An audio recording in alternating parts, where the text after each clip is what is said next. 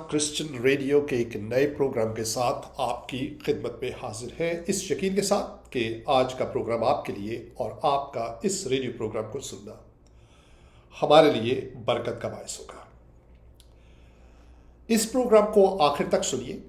हम आपको यकीन दिलाते हैं कि ये प्रोग्राम आपके लिए ज़िंदगी को बदल देने वाला तजुर्बा बन सकता है।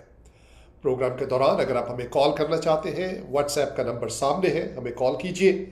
आपसे बात करके हमें खुशी होगी। एक औरत को दूसरों के घरों में झांकने की आदत थी और एक दिन उसने पड़ोसन के घर में एक अजीब मंजर देखा। क्या देखा, ये हम आपकी खिदमत में आज पेश करेंगे और फिर हम आपको बताएंगे कि दूसरों के घरों में झांकने का शरई तरीका क्या है। परवेज साहब के शरीयत के मुताबिक हम दूसरों के घरों में कैसे झांक सकते हैं,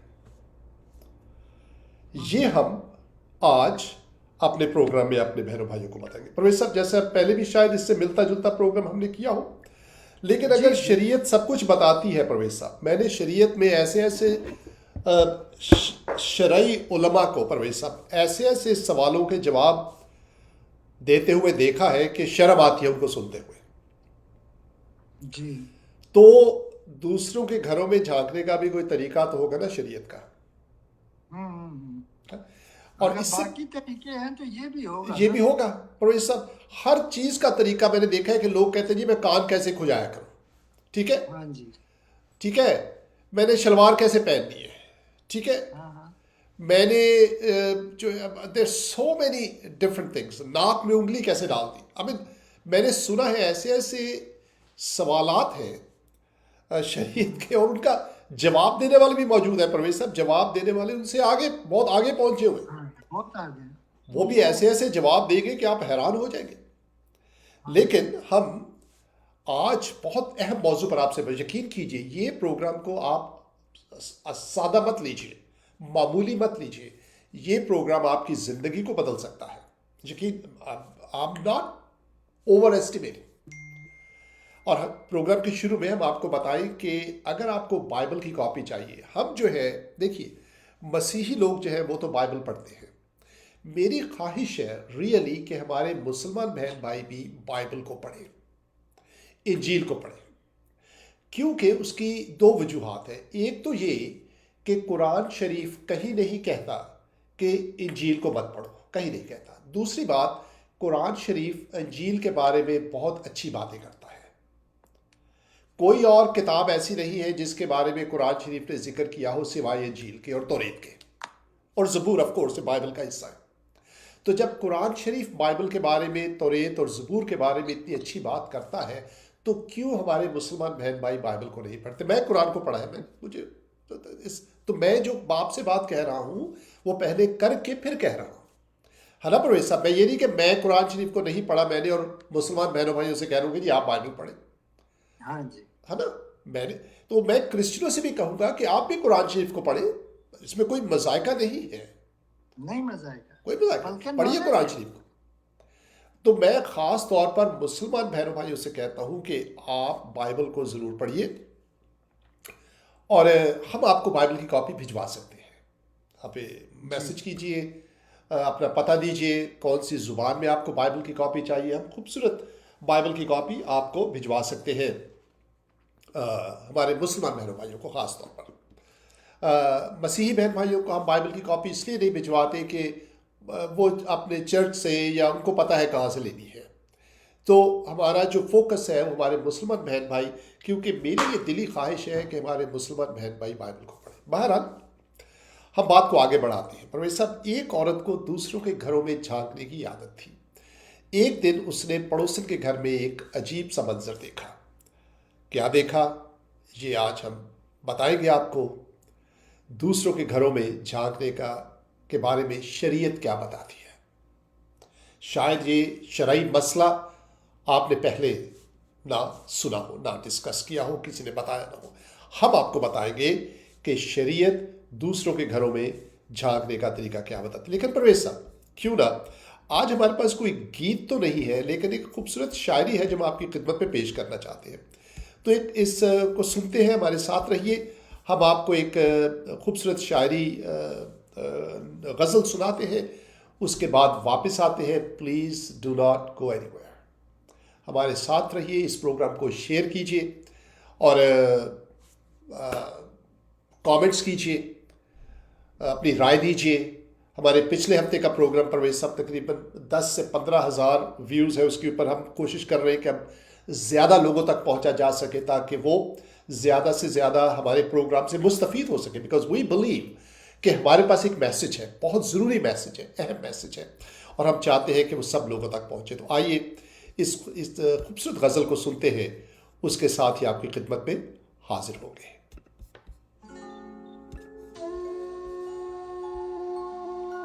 मेरे जानो दिल मेरे हम सफ़र, मैं उदास हूँ कोई बात कर। मेरे जानो दिल मेरे हम सफ़र, मैं उदास हूँ कोई बात कर। तेरे लब हिलें तो कटे सफ़र, मैं उदास हूँ कोई बात कर। कोई बोझ हो तो उतार दे, कोई खौफ हो तो निकाल दे। मेरा हाथ है तेरे हाथ पर, मैं उदास हूँ कोई बात कर। नहीं याद कितने बरस गए, तेरी गुफ्तगू को तरस गए। मेरी खिड़कियाँ दीवारों दर, मैं उदास हूँ कोई बात कर। तुझे चुप है कैसी लगी हुई, अभी उम्र तो है पड़ी हुई। अभी मुस्कुरा अभी गम न कर, मैं उदास हूँ कोई बात कर। तेरे लब हिलें तो कटे सफ़र, मैं उदास हूँ कोई बात कर।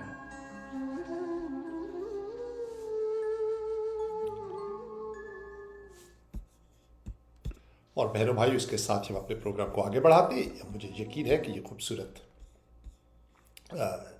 गज़ल आपको पसंद आई होगी।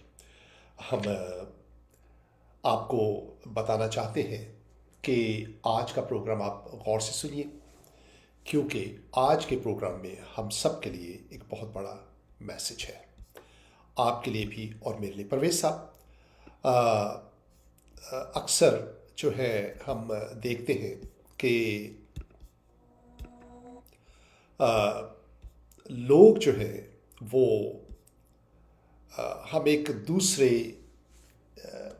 के मामलात में दिलचस्पी रखते हैं। ऐसा है ना परवेज साहब? आपने भी देखा होगा कि बहुत से लोग हैं जो एक दूसरे के बारे में जानने की कोशिश करते हैं कि दूसरे के घर में क्या हो रहा है ना परवेज साहब? जी। इसकी लड़की क्या कर रही है, इसका लड़का क्या कर रहा है, ठीक है। इस की जो है वो घर में इन्होंने नई गाड़ी ख़रीदी है, ये कहाँ से आई है। रिश्तेदारों के बारे में अक्सर हम लोग जो है वो टोह में लगे रहते हैं एक दूसरे के। ये हमारे मुआशरे का हिस्सा है, और ये सिर्फ पाकिस्तानी मुआशरे का नहीं है, दूसरे मुआशरों का भी यही हिस्सा है, यही एक ये इंटरनेशनल तरीका, इश्यू है। इंटरनेशनल ये तरीका है। तो हम जो है, हमें दूसरों के बारे में बड़ा तजस्सुस होता है कि इस की लड़की जो है ये बड़ा कपड़े शपड़े पहन के तैयार होके निकलती है, कहाँ जाती है ये, ऐसा होता है ना प्रोफेसर। इसका लड़का देर से शाम को घर आता है, ये कहाँ से आता है ये। हो सकता है कि बेचारा रात को कोई एक्स्ट्रा ड्यूटी कर रहा हो, एक्स्ट्रा जॉब कर रहा हो ताकि घर में पैसे कमा के ला सके, लेकिन हमें तजस्सुस होता है। हम एक, और ये आज का प्रोग्राम ज़्यादा लंबा नहीं होगा, हम इसको मुख्तसर ही रखेंगे प्रोफेसर। तो दुनिया में हम देखते हैं कि हमारे घरों में हमारे जानने वाले, हमारे अजीज़ रिश्तेदार ख़ास तौर पर प्रोफेसर, वो हमारे हालात में बहुत ज़्यादा दिलचस्पी लेते हैं कि देखते हैं कि इसके घर में हो क्या रहा है, या इसकी लड़की है, उसका अभी तक रिश्ता नहीं आया है ना, उसकी उम्र ज़्यादा हो रही है, अभी तक ये पता नहीं इसको रिश्ता क्यों नहीं मिलता। इसके घर में ये लोग आए थे, मेरा ख्याल है कि रिश्ता ढूंढने आए होंगे, और उसके बाद जब कोई शादी का मेरा ख्याल है कि उन्होंने इनकार कर दिया होगा। फिर हम टोल लेते, तुम्हें पता है वो कौन आए थे इनके घर पे, वो कौन लोग थे, ठीक है, कि अगर रिश्ता इनकार किया है तो ज़रूर इस लड़की में कुछ खराबी होगी। ये मैं मिसालें दे रहा हूं आपको। और फिर बात निकलती है बहन, वो तो मैंने आपको बताऊं कि वो जो है उनके घर में जो रिश्ता देखने आए थे उन्होंने तो साफ इनकार कर दिया। उन्होंने तो कहा हम इस लड़की से शादी नहीं करेंगे। बहन, ज़रूर इस लड़की में कोई प्रॉब्लम होगी। और हम फिर ऐसी ऐसी कहानियां बनाते हैं, चस्के लेकर सुनाते हैं एक दूसरे के घरों के बारे में परवेज साहब, कि दुनिया हैरान हो जाती है। जो घर वालों को पता नहीं होता परवेज साहब, वो बाहर वालों को पता होता है, ठीक है। बाहर वालों को दूसरों की बेटियों के बारे में सारा पता होता है, घर वालों को नहीं पता होता। इसी तरह उनके लड़कों के बारे में सारी दुनिया को पता है, इसके लड़के ऐसे हैं, इसके घर वाले कहते हैं यार हमें तो आज तक पता नहीं चला कि हमारे लड़के इतने बदमाश हैं, ये आपने तो इतनी बड़ी डिटेल हमें बताई है। हम दूसरों के मामलात में बहुत दिलचस्पी लेते हैं प्रवेश साहब। ये गाड़ी ली है, ये ज़रूर कोई गड़बड़ है, इतने पैसे कहाँ से आ गए, हाँ, और ये जो जॉब इसको मिल गई है ये ज़रूर रिश्वत। I am just giving examples, हो सकता है आपके पास कोई और एग्जांपल हो प्रवेश साहब। तो नहीं, है बिल्कुल सही कह रहे हैं आप। बल्कि यहाँ तक के अपने घर में वही प्रॉब्लम होते हैं, लेकिन उसको अपने घर के प्रॉब्लम नजर नहीं आते। एग्जैक्टली उसको सामने वाले के घर के प्रॉब्लम ज्यादा नजर आते हैं। एग्जैक्टली अब एक छोटी सी मिसाल मैं देता हूँ आपको। जी हमारे पाकिस्तान में तरह तरह की इश्यूज हैं, जी और इश्यूज ऐसे ऐसे इश्यूज हैं कि दुनिया जो है वो हम पे हंसती है। जी लेकिन अगर म्यांमार में या कहीं और दुनिया में कोई एक आध कत्ल हो जाता है तो फिर हमारी पूरी कौम उठ के उसके पीछे लग जाती है कि उन लोगों ने गलत किया है, हम तुम्हारे साथ हैं। जी तो कहने का मकसद ये है कि हमें ये चलें, दुनिया में दूसरी जगह तो होता है, लेकिन हमारे पास कुछ थोड़ा सा ज्यादा ही हो जाता है। जी जी प्रवेश साहब, एब्सोल्युटली राइट। और यही चीज़ जो है ये बड़े लेवल के ऊपर प्रवेश साहब, हम जो है वो हमें अपने अंदर झांकने की बजाय हम दूसरों के ऊपर झांकना ज़्यादा दिलचस्पी होती है उसमें। जी हम जो है आप लोगों से ये पूछ लें कि दूसरे के मजहब में क्या प्रॉब्लम है, वो आपको बता देंगे सारी। ये क्रिश्चियन ऐसे हैं, मुसलमान ऐसे हैं, हिंदू ऐसे हैं, ठीक है, अच्छा। लेकिन अपने अंदर जो उनके मसाइल हैं, अपने अंदर जो प्रॉब्लम है उसको नहीं देखेंगे। यानी कि तो ये उसको कालीन के नीचे छुपा देते हैं। एग्जैक्टली तो एक मुख्तलिफ तरीके से बात ये भी वही है कि हमें दूसरों के मामलात में बड़ी दिलचस्पी होती है ना। मजहबी तौर पर भी हम जो है, इनफरादी तौर पर भी, खानदानी तौर पर भी, और फिर इंटरनेशनल लेवल पर अपने मुल्क के हालात को सुधारने की बजाय हम दूसरे मुल्कों के मामलात में ज़्यादा दिलचस्पी लेते हैं। लेकिन वो अलग बात है, वो एक सियासी लेवल पे बात चली जाती है, लेकिन कम से कम मैं आपको बता रहा हूँ कि ऐसा होता है। लेकिन इनफरादी तौर पर मैं ये कह रहा हूँ बहनों भाइयों कि लोग जो है वो दूसरों के घरों में झांकने की उनको बहुत ज़्यादा आदत होती है। और परवेज साहब, उसके बाद वो गीबत करते हैं, उसके बाद वो दूसरे के बारे में ऐसी ऐसी, जैसे मैंने पहले कहा, बातें बताएंगे, और सुनने वाला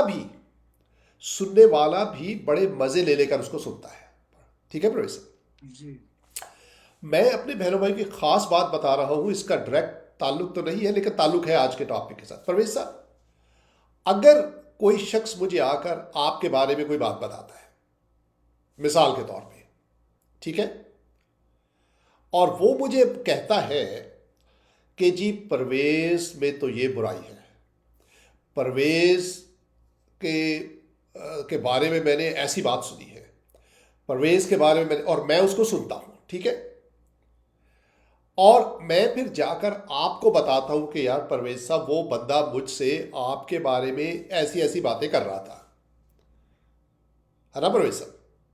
अगर मैं आपको बताता हूं आकर, तो आपका सवाल मुझसे पता है क्या होना चाहिए परवेज साहब, जी और ये मिसाल देकर मैं अपने बहनों भाइयों से कह रहा हूं, आपका सवाल मुझसे ये होना चाहिए कि यार मुझे एक बात बता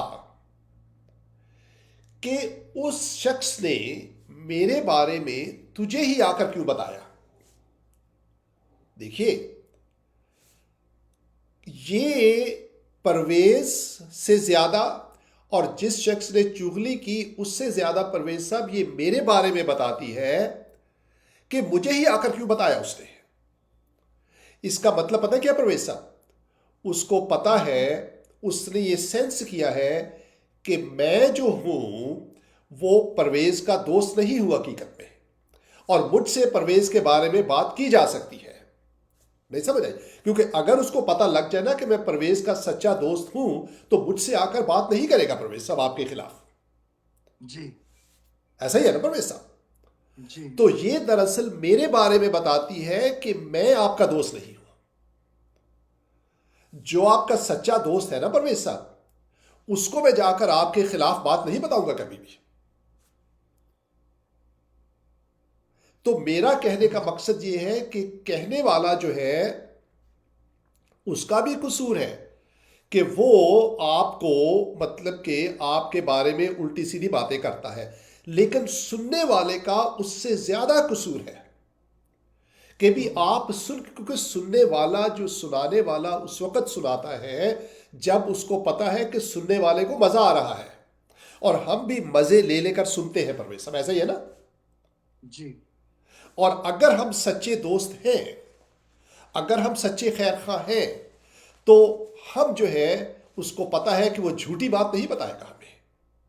और अगर वो परवेज के बारे में, परवेज साहब देखिए ना, अगर कोई मुझे आकर बताता है कि यार परवेज में ये बुराई है, ठीक है, तो मैं पता क्या कहूंगा उससे परवेज साहब, you know what I will say? I will say कि यार अगर परवेज में ये बुराई है और तू परवेज का खैर खा है, तो परवेज को जाकर क्यों नहीं बताता है? देखिए ना परवेज साहब, अगर आप में कोई खामी है और मैं आपसे प्यार करता हूं तो मुझे आपको बताने चाहिए ना जाकर। लेकिन मैं सारी दुनिया को तो बता रहा हूं और आपको नहीं बता रहा, इसका मतलब है कि मैं आपका खैर खा नहीं हूं, ऐसे ही है ना? जी और अगर मैं जाकर तीसरे बंदे को बता रहा हूं तो इसका मतलब है कि वो तीसरा बंदा जिसको मैं सुना रहा हूं वो भी आपका खैर खा नहीं है। कहने का मकसद ये है कि सुनने और सुनाने वाला दोनों ही शैतानी काम है, ठीक है? क्योंकि जिस बंदे के बारे में आप बात कर रहे हैं उस बेचारे को तो पता नहीं है, आपस में आप दोनों डिस्कस करके मजे ले रहे हैं। ये एक बहुत बड़ा मसला है हमारे घरों का, हमारे मुआशरे का। हम दूसरों के घरों में झांकते हैं और झांक कर फिर हम दूसरों आपस में तीसरे बंदे के साथ गुफ्तगू करके मजे लेते हैं, ऐसा ही है ना प्रोफेसर? जी अब जो है देखिए, शरीयत इसके बारे में क्या कहती है। प्रोफेसर साहब, आपको पता है कि शरीयत दूसरों के घरों में झांकने से मना नहीं करती, जो बाइबल जो इंजील की शरीयत है। अच्छा इंजील जो है वो हमें इनकरेज करती है कि हम दूसरों के घरों में झांकें।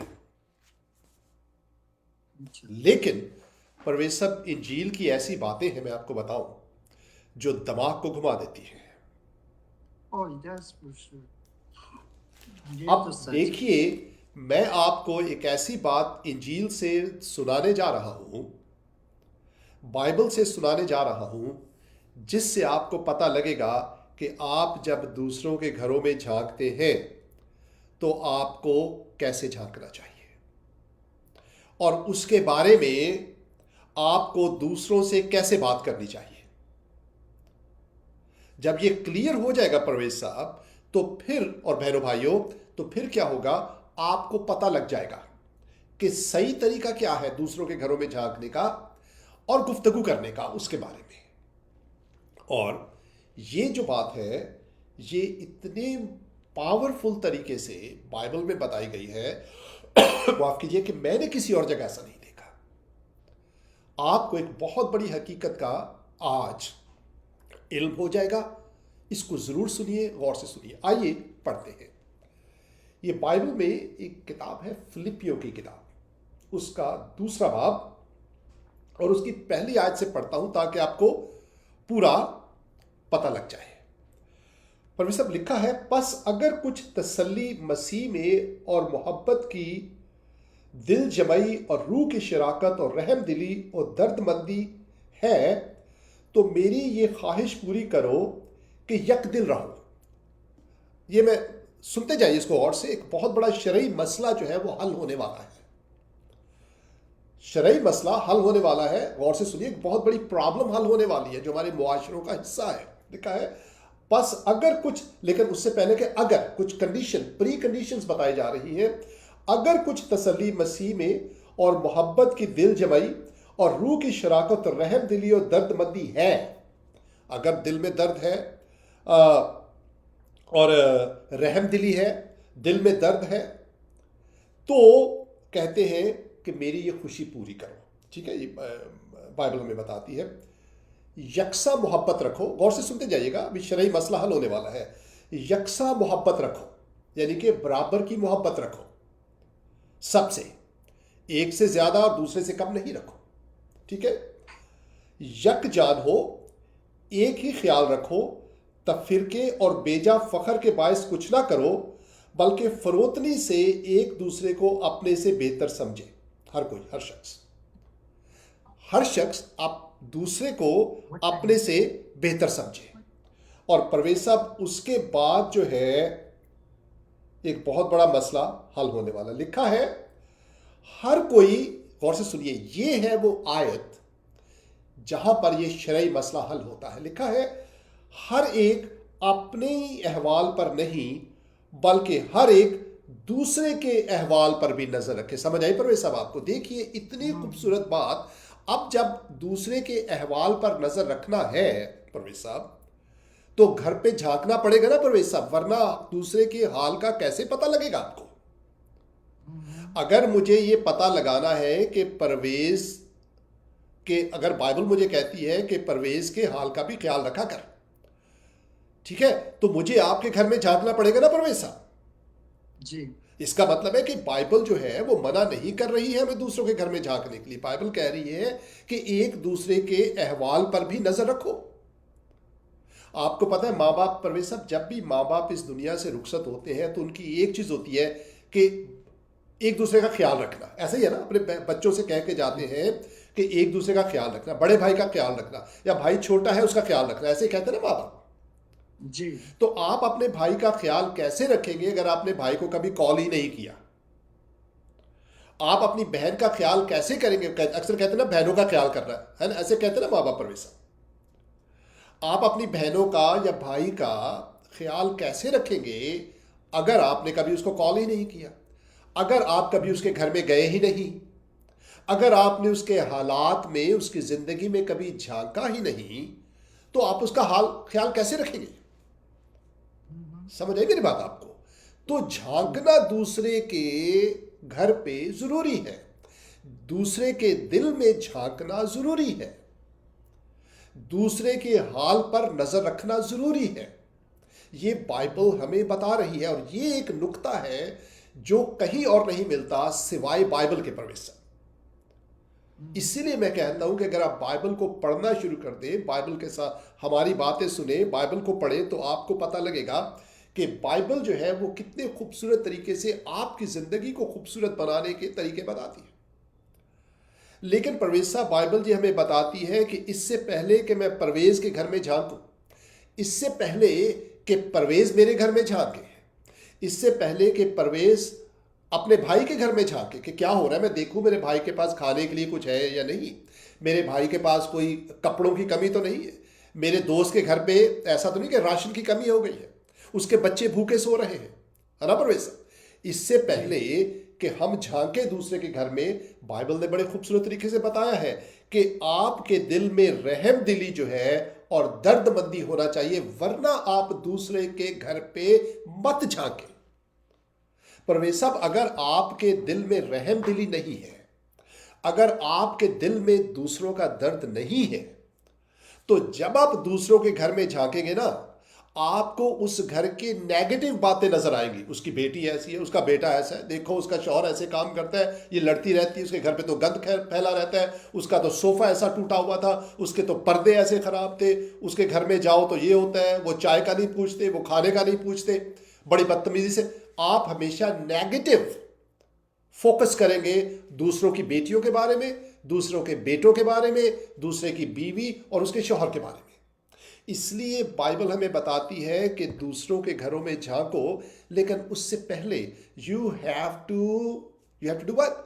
You have to have that kindness, रहमदिली होनी चाहिए, दर्दमंदी होनी, यानी कि दूसरे के दर्द को महसूस होने की ताकत होनी चाहिए, वरना ना झांके दूसरों के घर में, वरना आप प्रॉब्लम ही क्रिएट करेंगे दूसरों के लिए, वरना आप दूसरों के लिए मसाइल खड़े कर देंगे।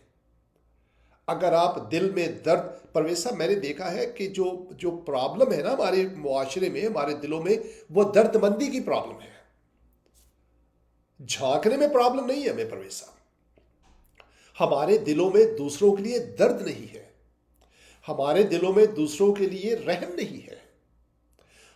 हम दूसरे के घर में ये नहीं इसलिए नहीं झांकते कि देखें कि यार उसको कोई मसला तो नहीं है ना, ये कल जो है, ये कल से ये बंदा घर से निकला नहीं, ऐसा तो नहीं कि ये बीमार हो गया हो, मैं पता तो करूं, ठीक है, इसके बच्चे जो हैं वो कल स्कूल नहीं गए, मैं पता करूं, ऐसा तो नहीं कि उनके पास यूनिफॉर्म नहीं है या किताबें नहीं है ना प्रोफेसर। हम ये, क्योंकि दर्दमंदी नहीं है दिलों में, और ये बातें सिर्फ बाइबल में आपको मिलेगी। इसलिए मैं अपने बहन मसीहियों से और मुसलमानों से भी कहता हूं कि बाइबल को जरूर पढ़िए, यकीन कीजिए, बाइबल को जरूर पढ़िए। कुरान शरीफ कहीं मना नहीं करता बाइबल पढ़ने से, नोवेयर कुरान शरीफ जो है वो बाइबल पढ़ने से आपको मना करता हो। ये एक गलत बात है जो हमें बताई गई है, और बहुत से बहन भाई हैं जिन्होंने इस पर यकीन कर लिया है। तो और बाइबल में मैं फिर दोहराता हूं, आप दूसरा शरई तरीका क्या है बाइबल में दूसरों के घरों में झांकने का, कि आप पहले दिल में दर्दमंदी पैदा करें, दूसरों के दुख को महसूस करने की, खुदा से कहें कि मुझे दूसरों के दुख को महसूस करने की ताकत अता कर, उसके बाद आप झांके दूसरों के घरों में। फिर आप उसकी बेटी को भी परवेज साहब अपनी बेटी समझेंगे, ऐसा ही होगा ना परवेज साहब जी। उसकी बेटी को आप अपनी बेटी समझकर झांकेंगे, उसके बेटे को, बच्चे को अपना बच्चा समझकर देखेंगे, उसके दर्द को, दूसरे के घर की मुसीबत को आप अपनी मुसीबत समझकर देखेंगे। आपके दिल में अपने पड़ोसी के लिए दर्द और मोहब्बत होगी, फिर आपके देखने का अंदाज बदल जाएगा। तो शरई तरीका दूसरों के घरों में झांकने का बाइबल के मुताबिक ये है कि सबसे पहले आप खुदा की मोहब्बत, दर्द लोगों के लिए अपने दिल में पैदा करें। झांकने वालों की कमी नहीं है परवेश, मसला यह है कि हमारे दिलों में दर्द नहीं है, हमारे दिलों में मोहब्बत नहीं है, और उसकी वजह यह है कि हमारे दिलों में खुदा नहीं है।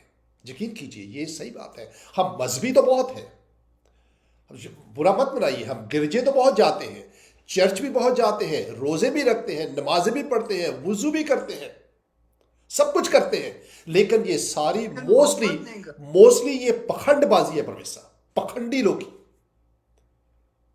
हम सिर्फ जाहिरी तौर पर ऐसा करते हैं, हकीकी तौर पर जब जरूरत आती है दर्दमंदी की, दूसरे के लिए दर्द महसूस करने की, हम दुम दबाकर भाग जाते हैं। आज खुदा जो है, जरूरत इस बात की है, माफ कीजिए मेरी खूबसूरत तस्वीर नहीं आ रही थी, अब आ रही है। तो परवेश साहब क्या है, तो ये दिस इज द प्रॉब्लम। मजहबी लोग बहुत हैं परवेश साहब, मजहब जो है आपकी मदद नहीं कर। यकीन कीजिए, मैं तो कभी कभी सोचता हूं परवेश साहब, मजहब पूरा का पूरा ही पखंड है। यकीन कीजिए, हम मजहब, जो मजहबी लोग हैं, मजहब नहीं मजहबी लोग, और उन्होंने मजहब को भी पखंड बना दिया हुआ है। हम मजहब की मकसद को ही भूल गए कि मजहब का मकसद क्या है। देखिए, मजहब जो है आपको खुदा के करीब लेकर जाता है, ऐसा ही है ना। खुदा कहते जी ये करो खुदा राजी हो जाएगा, ये करो तो खुदा राजी हो जाएगा, लेकिन यकीन कीजिए यही मजहब की गलत अंडरस्टैंडिंग है। मजहब सिर्फ आपको यह बता सकता है कि भाई जितना भी उठक बैठक कर लो, जितने भी सिजदे कर लो, जितने भी माथे के ऊपर सिजदे के निशान बना लो, जितने भी चर्च चले जाओ, जितने भी मंदिर चले जाओ, जितने भी स्नान कर लो, कुछ नहीं होगा। खुदा मिलने का नहीं है जब तक खुदा खुद आपके पास नहीं आता। जब वो खुद आपके पास नहीं आता, आप कितनी उठक बैठक कर ले, वो कभी आपको नहीं मिलेगा। कहाँ आप वैसा है ना, कहाँ कहाँ राजा भोज और कहाँ गंगू तेली, ऐसा ही मेरा ख्याल है मुहावरा है। वो राजा है परवेश साहब इतना, और हम तेली, गंगू तेली, उससे भी नीचे, राजाओं का राजा, और हम गंगू तेली। खुदा है। हाँ जी, और हम गंगू तेली होकर हम राजाओं के राजा के पास जाना चाहते हैं। वही आपके पास आएगा तो आएगा, आप में इतनी सकत नहीं है ही नहीं, हम में नहीं है। मजहब सिर्फ आपको यह बता सकता है कि यार मैंने सजदे पे सजदे कर लिए, रोजे पे रोजे रख लिए, चर्च पे चर्च चला गया, स्नान पे स्नान कर लिए, पूजा पे पूजा कर ली, लेकिन खुदा नहीं मिला। मरते दम तक पता नहीं चला कि मरने के बाद कालिए का क्या बनेगा, है ना परवेश? खुदा जो है, मजहब सिर्फ इतना बताता है कि देख बेटा, हाँ तेरा अब तो है ना, बस हो गई तेरी, अब सिर्फ खुदा के आगे जा, खुदा को बोल के मैं गुनहगार हूं, मैंने बहुत कुछ कर दिया लेकिन यकीन नहीं आ रहा मेरे दिल में, तू मेरे दिल में आ, तू अंदर से मुझे साफ कर, तू मुझे नेक काम करने की हिदायत दे। तो पहले खुदा मिलता है, फिर नेक काम होते हैं। नेक काम करके आप खुदा को नहीं पा सकते, नेक काम करना ही इस चीज का सबूत है कि खुदा आपको मिल चुका है। तो दूसरों के घरों में झांकने का जो शरई तरीका है कि सबसे पहले खुदा आपके दिल में आना चाहिए, उसकी दर्दमंदी, उसका रहम, फिर आप झांके, फिर उसकी बेटी भी आपको अपनी बेटी की तरह लगेगी, उसके दुख आपको अपने दुख महसूस होंगे। यह है शरई तरीका जो बाइबल बताती है। फिर आप क्या करेंगे, जब वो शख्स की बेटी जो है वो दुख में होगी, जब उसका रिश्ता टूट गया है, आप अपनी बेटी की तरह पर उसके दुख को महसूस करेंगे, उसके पास बैठेंगे, उसको तसल्ली देंगे और उसको कहेंगे कि बेटी देख, फिक्र मत कर, सब ठीक हो जाएगा, मैं तेरे लिए दुआ करती हूँ, तेरे खुदा ठीक करेगा, तू फिक्र मत कर। फिर आप अपनी बेटी समझकर उसको ऐसा करते। परवेश साहब, एक बार मैं जब मैं जवान था, परवेश साहब नहीं नौजवान था, जवान तो अब भी हूँ, तो एक परवेश साहब, मैं अमेरिका में काफ़ी देर हो गई मैं रहता था, तो पाकिस्तान के साथ ताल्लुक नहीं रहा था, तो माँ बाप ने कहना शुरू कर दिया कि अब शादी करो, है ना। तो परवेश साहब, आप मेरी बात सुन रहे हैं? हेलो। तो मैं आपको बताऊं तो क्या हुआ कि किसी ने कहा कि एक लड़की है, आप जाएं और वो उसको देख लें। तो मैंने कहा देख लेते हैं। तो मैं बड़ा तैयार शर होके, नया मैंने वो कोट लिया, नया नई टाई ली मैंने, और वो दूसरे शहर में थी वो लड़की, आई थी किसी दूसरी जगह से, किसी और मुल्क से, अमेरिका के एक शहर में आई। तो मैं वहाँ मिलने गया। जब मैं पहुंचा, अपनी तरफ से बड़ा तैयार शर होके गया, मैंने कहा कि मैं ज़रा थोड़ा टैका जमा दूंगा। तो सैयद नबील साहब, आपका बहुत शुक्रिया खूबसूरत कमेंट्स के लिए। मैं वहाँ गया, उस लड़की ने मुझे देखा तो उसने मुझे रिजेक्ट कर दिया। अब मैंने कहा यार, मैं तो बड़ा बन के गया था, उस लड़की ने मुझे रिजेक्ट कर दिया। तो मेरा दिल बड़ा टूटा। कई साल पहले की बात है। खुदा के अपने इंतज़ाम होते हैं, फिर खुदा ने अपनी तरफ से बंदोबस्त किया, वो अलहदा बात है, एक अलहदा स्टोरी। तो मैं बड़ा मायूस था, मैं जैसे बड़ा डिप्रेस्ड हो गया। मैंने कहा लड़की ने ना कर, इतनी दूर से गया, मैं डैलस में रहता था, वो शिकागो में आई थी, मैं जहाज़ पे बैठ के गया, उतरा, ये वो सारे टशन टुशन, परवेश साहब, और उस लड़की ने इनकार कर दिया। आपको आवाज़ आ रही परवेश साहब? तो वहाँ पर हमारी एक आंटी रहती थी पाकिस्तान से। उन्होंने कहा कि मैंने उनको कॉल किया, मैंने बोला कि अब तो वो मुझे रहने का भी मेरे पास नहीं है, ये होटल में जाऊँ, तो कहती है तो फिक्र ना कर, तू हमारे पास आ जा। तो मैं उनके पास गया, तो मुझे उन्होंने कहा तू फिक्र मत कर, इसमें परेशान होने की क्या बात है। तो उन्होंने एक बात कही, मुझे अभी तक याद है, कहते मुंडिया ने की नहाते धोते घोड़ी चढ़े। उनका जुमला मुझे अभी तक याद है, कहते ना तो don't worry, everything will be okay, that's what she said. मेरा कहने का, और उससे मैं जस्ट एक sentence have help me that during the time. और फिर जो है मुझे ये नहीं पता था कि खुदा कैसे बंदोबस्त कर रहा है, खुद एक लड़की का मेरे लिए इंतजाम कर रहा है। Then time came when God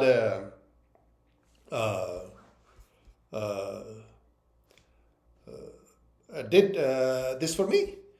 और मैं आपको ये बताना चाह रहा हूं कि जब आप दूसरों के घरों में झांकते हैं तो आप जो हैं वो इस नीयत के पहले अपने दिल में दर्द पैदा करें, फिर अपने दिल में दूसरों के लिए रहमदिली पैदा करें, उसके बाद आप दूसरों के घरों में झांकें, फिर आप जो है दूसरे की बेहतर तरीके से मदद कर सकते हैं। तो ये जो है मेरा जो है ये सबसे मैं आपको बताना चाहता हूँ, ये शरई तरीका है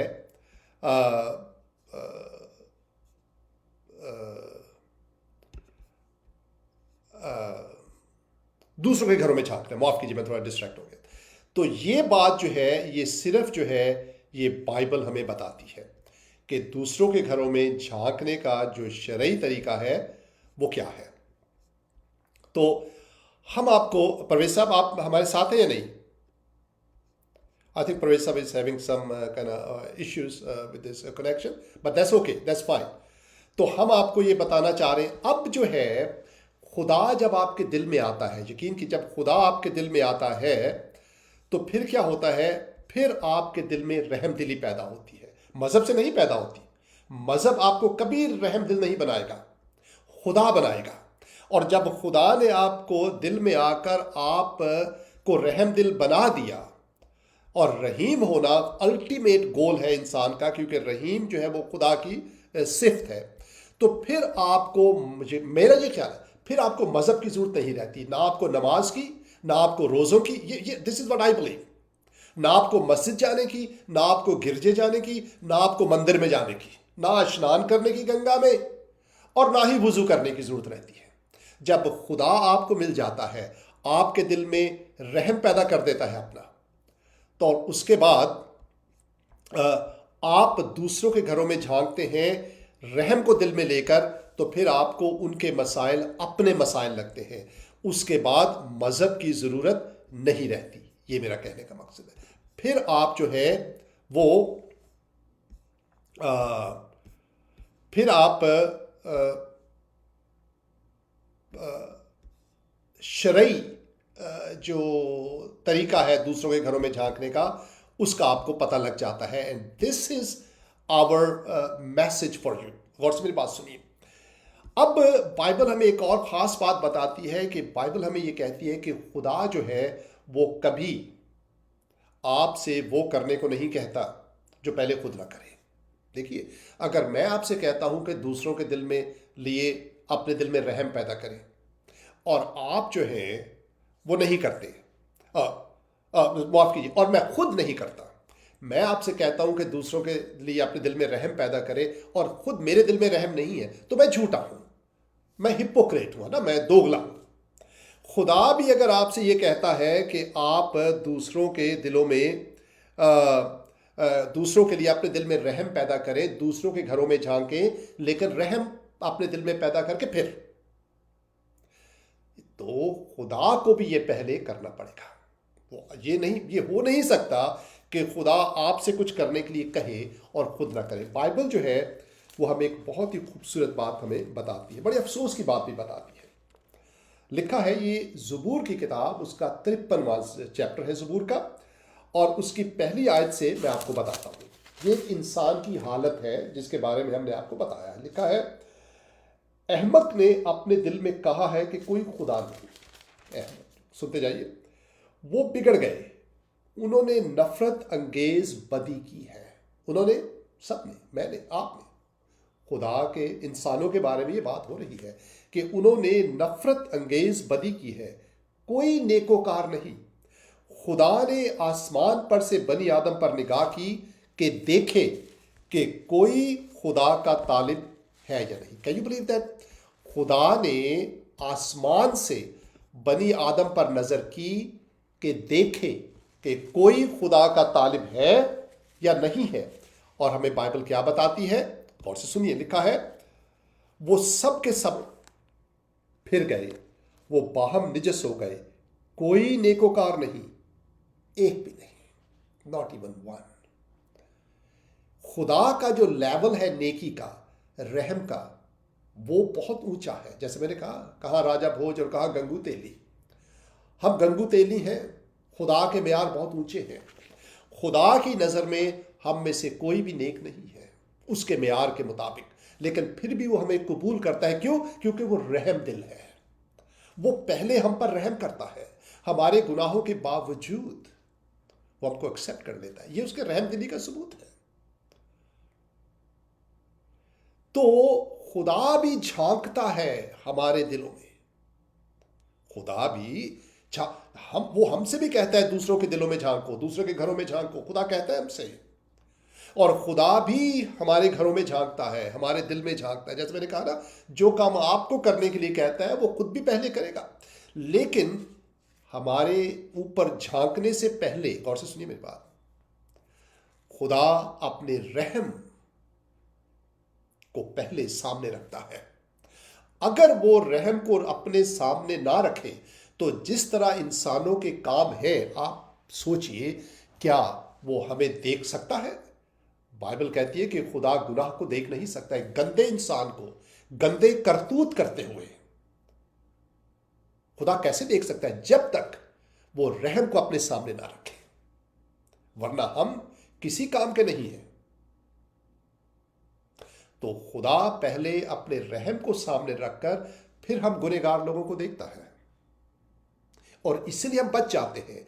और फिर वो हमारे मसाइल को हल करता है कि ये गुनहगार है, ये बहुत परेशान होगा, ये बहुत तकलीफ में पड़ने वाला है, ये बुरे काम कर रहा है, इसकी ज़िंदगी का सत्यानाश हो जाएगा, इसका घर तबाह हो जाएगा, ये दूसरी औरतों के पीछे जाता है, ये काम करती है, ये वो काम करती है, अपनी सास से लड़ती है, अपने शौहर से लड़ती है, उल्टी उल्टी बातें करती है, अपनी बीवी पर हाथ उठाता है, अपने माँ बाप की हुक्मतूली करता है, इसका सत्यानाश होने वाला है। और खुदा अपने रहम से फिर इंटरवीन करता है, आपकी ज़िंदगी को तब्दील करता है, आपकी मदद करता है, आपके दिल, आपको एक नया इंसान बनाता है, ताकि आप उस दुख से, उस परेशानी से जो आने वाली है और जिसमें आप गिर चुके हैं, उससे आज़ाद हो सके। आपको खुशी के रास्ते पर ले जाता है, आपको एक उम्मीद के रास्ते पर ले, जो खुदा करता है। लेकिन सबसे पहले रहम आप उसको सामने रखता है, वरना हम किसी काबिल नहीं है, वरना हमें एक सेकंड में वो मार सकता है। He can get rid of us like this। ये लोग हैं इतने गंदे काम करने वाले लोग, इनको मैं दूसरा दिन दूं, इनको एक और सांस दूं? He said, no, इस काबिल ही नहीं है ये, he can kill us। लेकिन जो उसकी मोहब्बत है कि वो क्या करती है, वो हमें संभालती है, keep us alive। और यही काम फिर खुदा हमसे कहता है कि हम करें। जब दूसरों के घरों में झांको, पहले दिल में रहम और दर्दमंदी पैदा करो, दूसरों की बेटियों के बारे में, उनके बेटों के बारे में, उनकी बीवी, उनके शौहरों के बारे में। फिर आप झांके दूसरों के दिलों में, घरों में, और फिर आप उनके लिए बरकत का बायस होंगे, उनके मसाइल को हल करने वाले होंगे, उंगली नहीं उठाएंगे। और खुदा ने, गौर से मेरी बात सुनिए, खुदा ने जो सबसे बड़ी मिसाल दी है इस काम के लिए, कि वो खुद अपने घर से जो आसमान पर है वो छोड़कर गंगू तेली के पास आता है, यानी मेरे पास आता है। वो राजा है, राजाओं का राजा है, लेकिन अब उसका जो रहम है, उसकी जो मोहब्बत है, उसको ये तो नहीं कहूँगा उसको मजबूर करती है, लेकिन उसके रहम की जो खुसूसियत है, उसकी वजह से वो मेरे घर में आता है, इस दुनिया में आता है, क्योंकि उसको पता है कि हमने सत्यानाश कर लेना है अपना।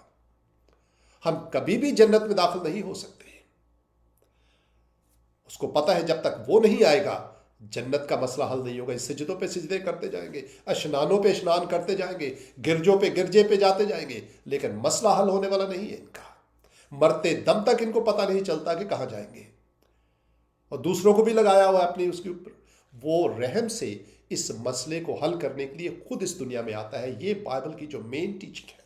बहुत से लोग इसको रिजेक्ट करते हैं, लेकिन इसके बगैर बात बनने वाली नहीं है। वो आता है इस दुनिया में ताकि हमारे दिल को खोलकर उसके अंदर रहम पैदा कर सके और फिर हमें पता लग जाए कि दूसरों के घरों में कैसे झांकना है, दूसरों की जिंदगी में कैसे मदाखलत करनी है। वो रहम और मोहब्बत को भरकर फिर हमें कहता है अब जाओ और दूसरों के घरों में मुदाखलत करो, दूसरों की जिंदगियों में मुदाखलत करो, उनके मसाइल को हल करो, उनके दुखों में कमी करो, अपने पैसे को उनके साथ शेयर करो, अपने खाने को दूसरों के भूखे बच्चों के साथ शेयर करो। ये बताता है। और फिर वो ये बात जब हमें बता देता है तो मजहब पीछे रह जाता है और हम उससे आगे निकल जाते हैं। और मेरी बात सुनिए, फिर मजहब की जो जरूरत है वो खत्म हो जाती है। यकीन कीजिए, सिजदों की जरूरत नहीं रही। जिसके लिए सिजदे कर रहे हैं, जब वो खुद ही आ गया तो फिर सिजदों की जरूरत कहां रही? Where is it? वो आपको दिल में खुद रहम पैदा करता है और आपको दूसरों के घरों में झांकने का एक नया तरीका बता देता है। ये है हमारा मैसेज आपके लिए। आप भी जाइए, सबसे पहले आप सोचिए आप कहां पर खड़े हैं। Do you know a God who loves everybody, who loves you?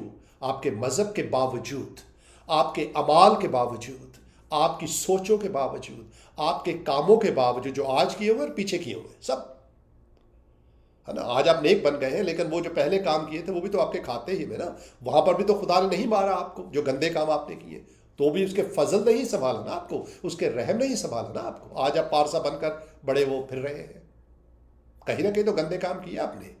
तो ये खुदा का रहम है, मजहब नहीं है। तो सबसे पहले सोचे आप कि हकीकत में ये खुदा का रहम है, उसका फजल है जो आपको बचा रहा है। फिर आप सोचिए कि ये खुदा जो है अगर ऊपर बैठा हुआ है, मेरे घर में नहीं आता तो क्या फ़ायदा।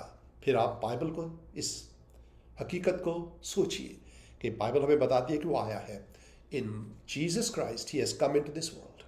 आपके घर में झांकने के लिए आया है, वो आपके हालात को देखने के लिए आया है। सत्यानाश कर दिया इन लोगों ने, कितना खूबसूरत बनाया था, बदसूरत कर लिया अपने आप को। नेक अमाल करने के लिए बनाया था, बुरे बुरे अमाल कर रहे हैं, मुझे खुद जाना पड़ेगा इस गंगू तेली के घर। वो आता है मसीह यस्सु में, he comes in human form, आपके घर में आता है ताकि आपकी जिंदगी को वैसा बना सके जैसा वो चाहता है। जिस मकसद के लिए उसने आपको बनाया था, वो मकसद आपकी जिंदगी से पूरा होना शुरू हो जाए। अल्लामा इकबाल ने भी तो ये कहा ना, दर्द दिल के वास्ते पैदा किया इंसान को, है ना। वरना इबादत करने के लिए आपके सिजदे, क्या ख्याल है आपका? है बड़े सिजदे करते हैं आप लोग, इतने गंदे माथे है, इतने गंदे माथे, उनसे सिजदे क्या वो कबूल करेगा आपके? उसका रहम है। वो खुद आता है, आपके दिल में रहम दिली पैदा करता है, आपको हमेशा की जिंदगी देता है। It happens only in Jesus, nowhere else. मजहब से नहीं होगा ये काम, वो आएगा ही तो होगा। और वो आता है, आपको अंदर से तब्दील करता है और फिर आपकी जिंदगी से वो मकसद पूरा होना शुरू हो जाता है जिसके लिए उसने आपको बनाया है। और फिर आप दूसरों के घरों में शरई तरीके के मुताबिक सही तरीके से झांकने वाले बन जाते हैं। जाइए, खुदा से कहिए, मेरे दिल में आ, मसीह यस्सु के जरिए तू इस दुनिया में आया है, मैं उसको एक्सेप्ट करती हूँ। I accept it, come into my heart, मुझे अंदर से तब्दील कर